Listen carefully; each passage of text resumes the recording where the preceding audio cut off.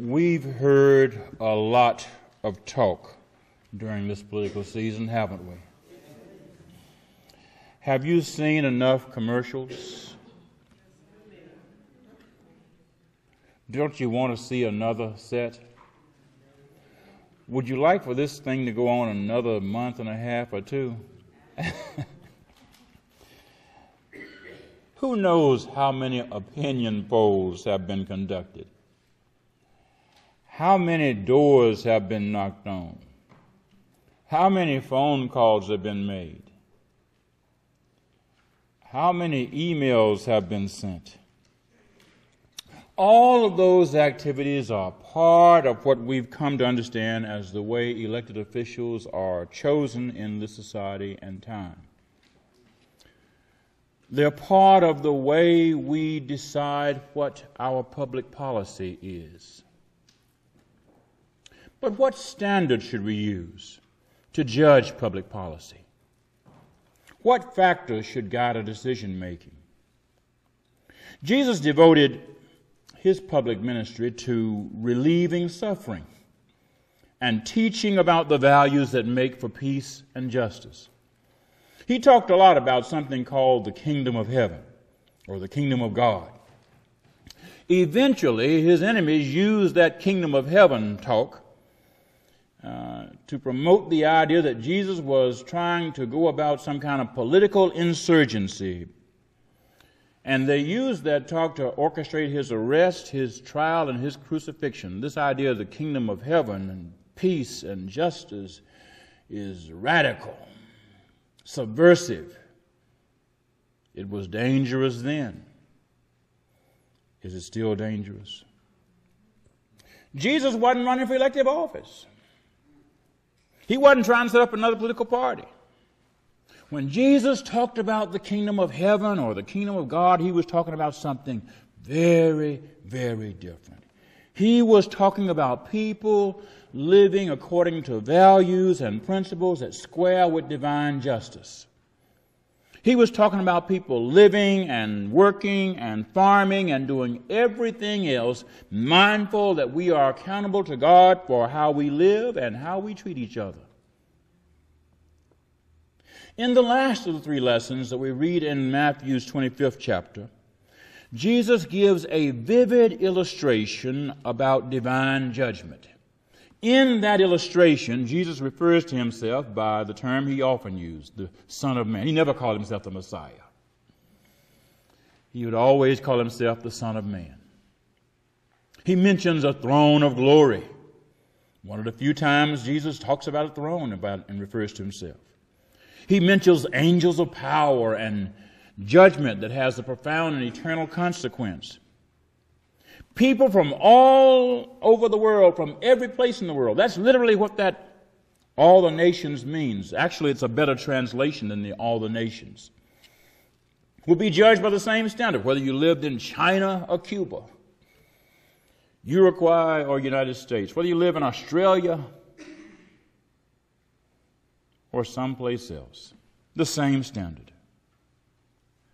How they treated the people who are most vulnerable. Those who Jesus described as, quote, the least of these who are members of my family, end quote. Which is the first and only point in this sermon. How we treat the most vulnerable among us is the universal standard for judging personal and public morality. It's not how many crosses we have on us. It's not how big a Bible we carry. It's not how pious we look when we come into places that publicly seem that we should be noticed at. One standard. How we treat the most vulnerable among us. In his illustration about divine judgment, Jesus bestowed divine commendation or divine condemnation on everyone, depending on how each person responds to the needs of vulnerable people. Jesus reminds each person from every place in the world about what justice means. How do you treat people who are hungry and thirsty? How do you treat people who are strangers? How do you treat people who are poor? How do you treat people who are sick? How do you treat people who are not free? This isn't a local standard. It isn't a standard that favors people in certain parts of the world.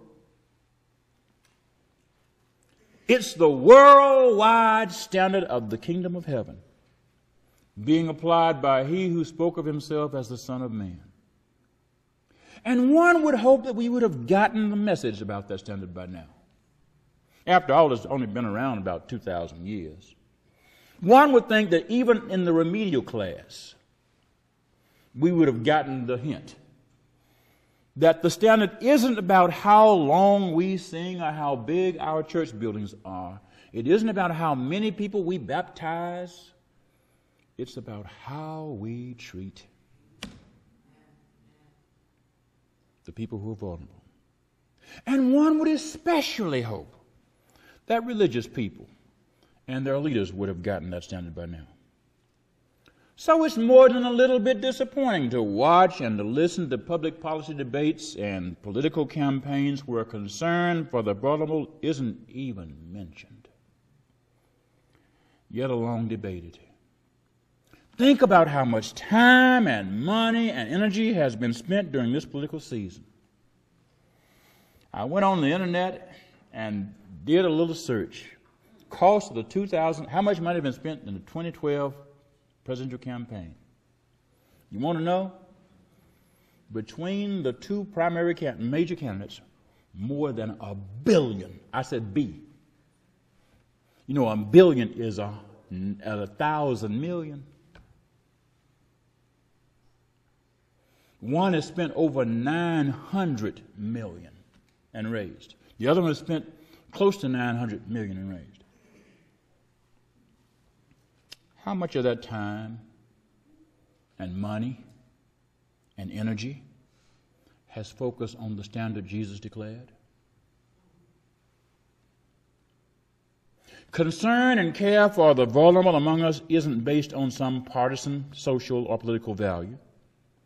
No political party or candidate owns it.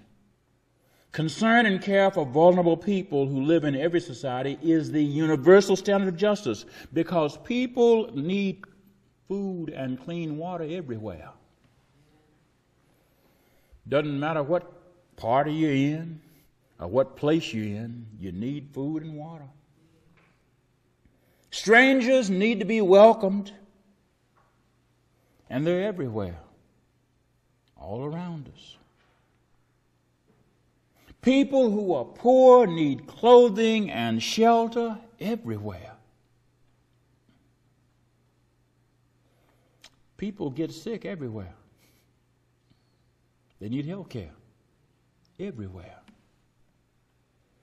And everywhere people are oppressed and are imprisoned by oppressive conditions and situations. Let's be clear, Jesus wasn't declaring a local standard for a particular era either. Concern and care for the vulnerable isn't just a first century notion of what's right. You know, that's what you did back in Jesus' day, but you know, as with hymn lines and suit designs, things change. Well, just what?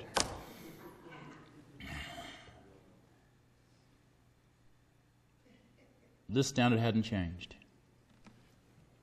No matter where one lives or when one lives, it's right and decent to be concerned about and to care for those who are vulnerable. No matter where one lives or when one lives, doing so is commendable. And no matter where one lives or when one lives, refusing to do so is damnable. And let's be honest, most debates about public policy are not about concern and care for the vulnerable among us.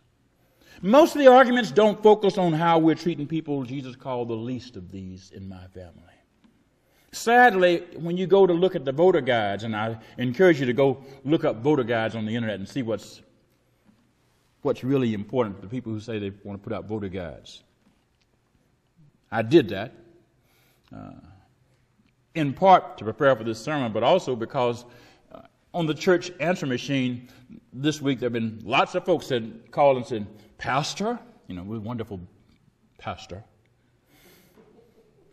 as you prepare your people for this Sunday, remind them to go vote and remember their biblical values.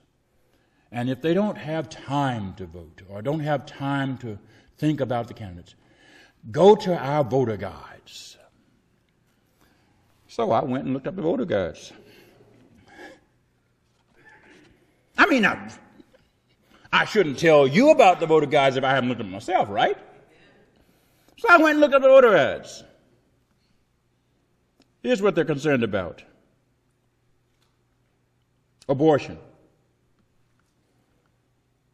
The right to own guns. Yeah, people are really vulnerable because they don't have enough guns.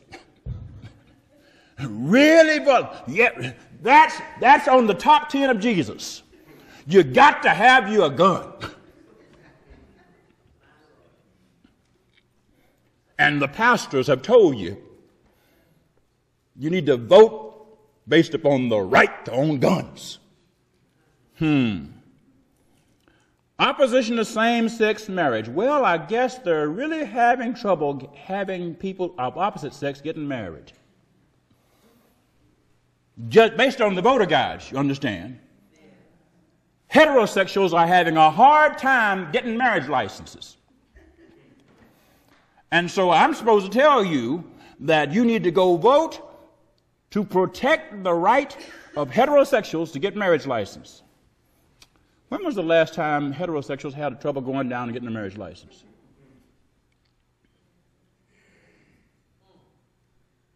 Are those of us who are straight really vulnerable when it comes to the ability to marry? Or is it those of us who aren't?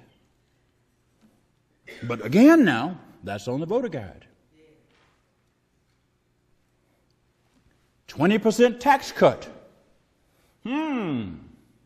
Yeah, that's what we need. A 20% tax cut. Is that really what is important? Are people really struggling because they are paying taxes too much?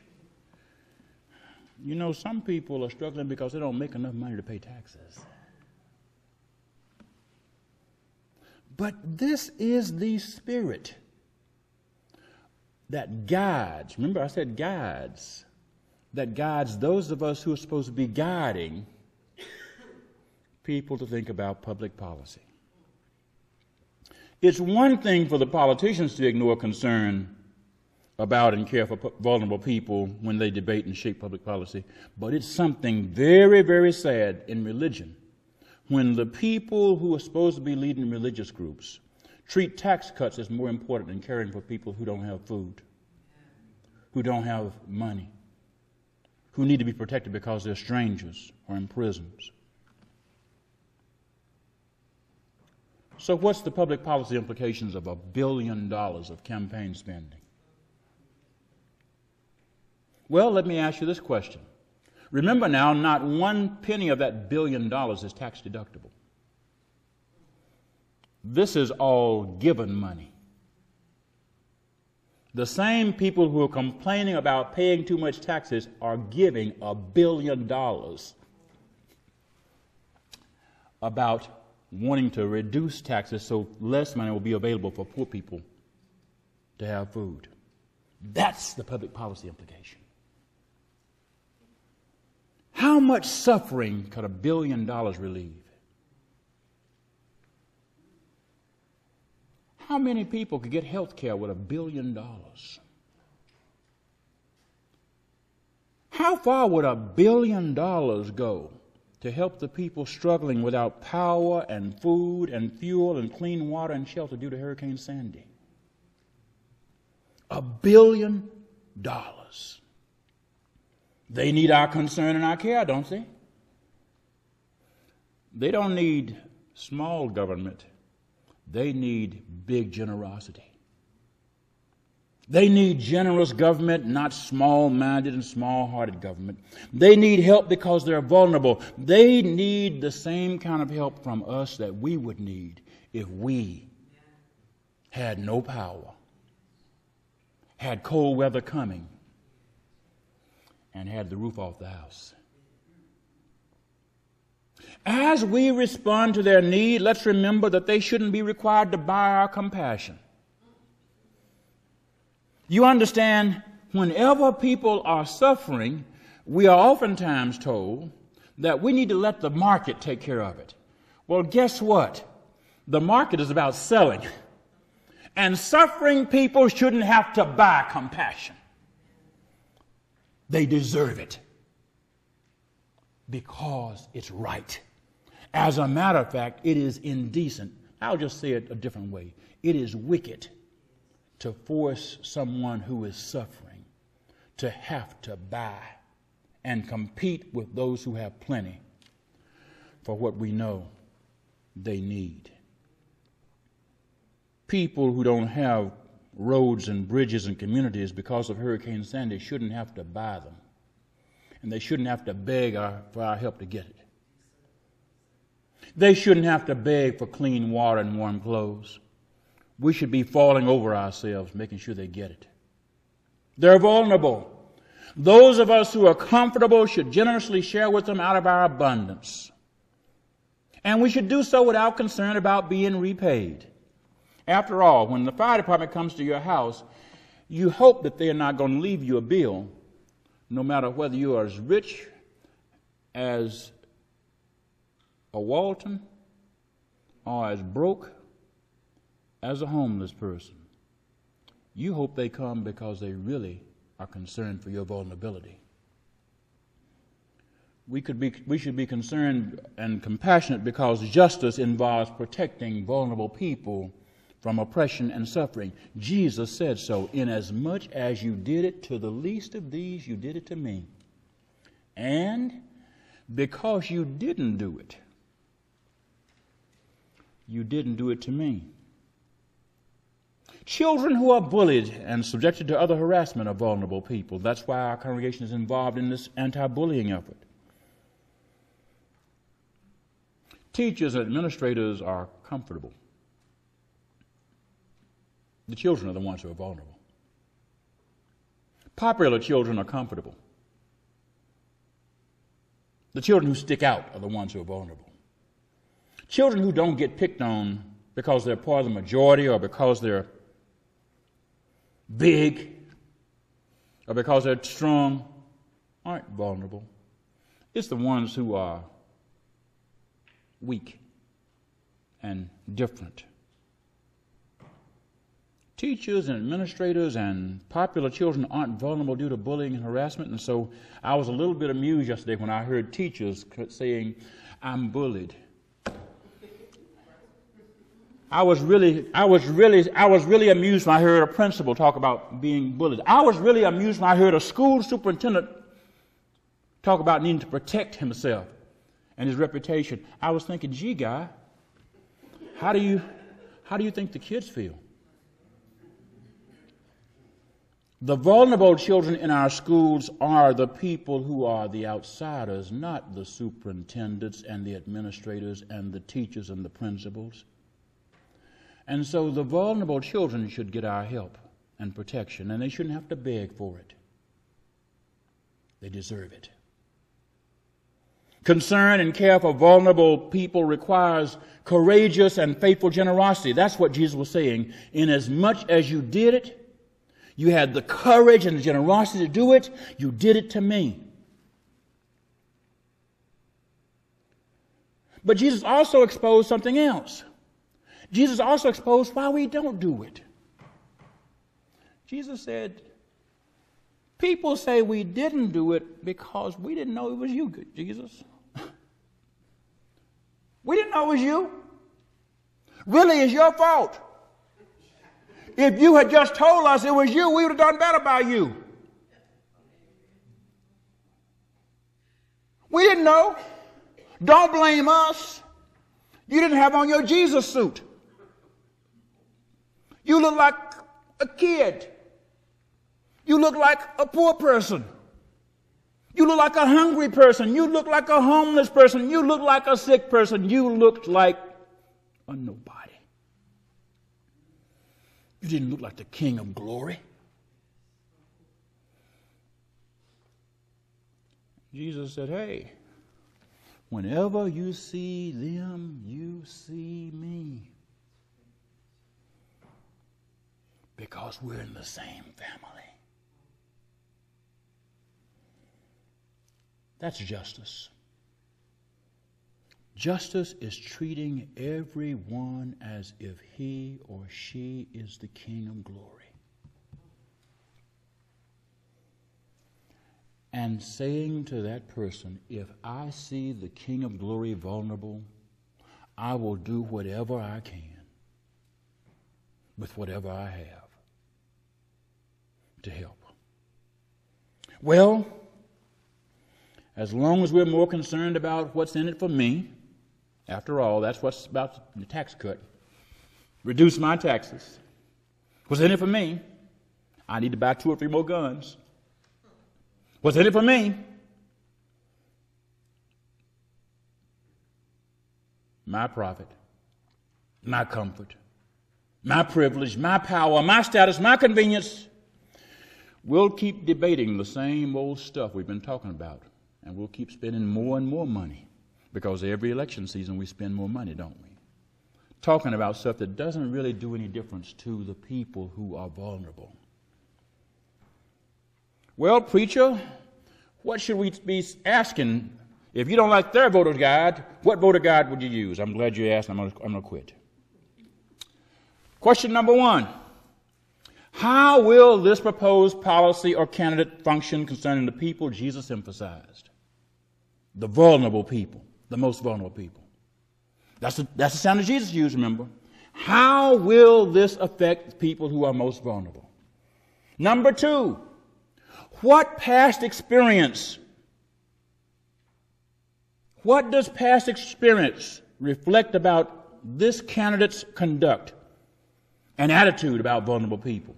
You understand, if you're just now acting like you got concerned about people who are vulnerable, you're not really quite credible, because vulnerable people didn't just show up when you decided to run for office.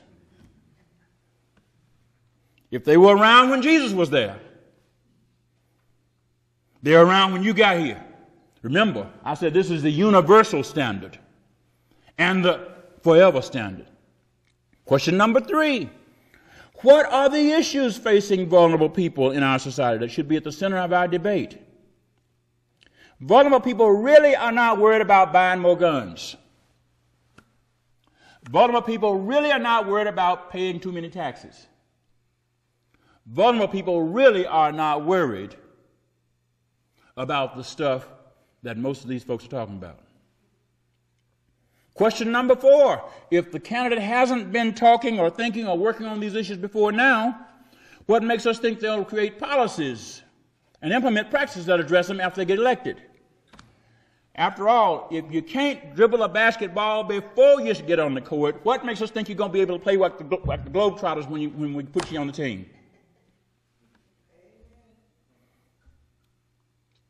Question number 5.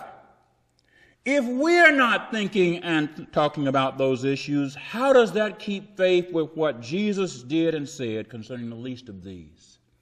After all, Jesus was talking to his folk. We're his folk. It's one thing for the folks who don't claim to be the followers of Jesus not to think about this, but if we're not thinking about that, what does that say about how well we're keeping faith with being the followers of Jesus and the least of these? And the last question. If people of faith don't insist that public policy and political candidates focus on the least of these, what makes us think we are saving anything in the world?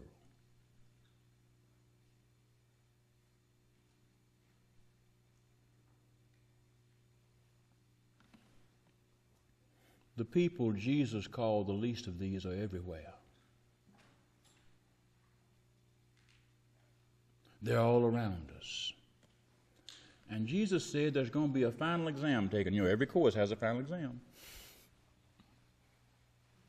The final exam is not going to be how much taxes you paid or how much you saved on your taxes. The final exam is not going to be how many guns you had or how many guns you didn't get. The final exam is not going to be how much profit we made in our business or how much we didn't make.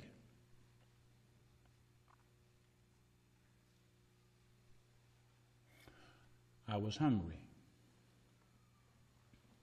I was thirsty. I was naked. I was a stranger. I was sick. I was in prison. What did you do for me? The exam hasn't changed. You and I will decide what the grade will be. Jesus made these things his priority. Let's do likewise. Amen.